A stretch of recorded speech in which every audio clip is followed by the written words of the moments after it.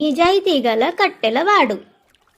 ఒక పేద కట్టెలవాడు అడవిలో నది దగ్గర చెట్టు కొడుతున్నాడు. అనుకోకుండా అతని గొడ్డలి నదిలో పడిపోయింది. గొడ్డలి లేకపోతే అతనికి బ్రతుకు తెరువు ఉండదు.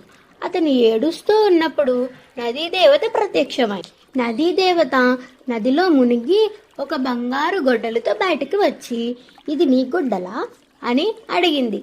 కట్టెలువాడు కాదు అన్నాడు. దేవత మళ్ళీ నదిలోకి వెళ్ళి ఈసారి ఒక వెండి గొడ్డలితో వచ్చింది. కట్టెలువాడు కాదు అని మళ్ళీ నిజం చెప్పాడు.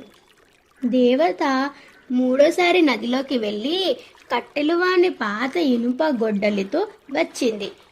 ఇదే నా గొడ్డలి అని కట్టెలువాడు సంతోషంగా చెప్పాడు.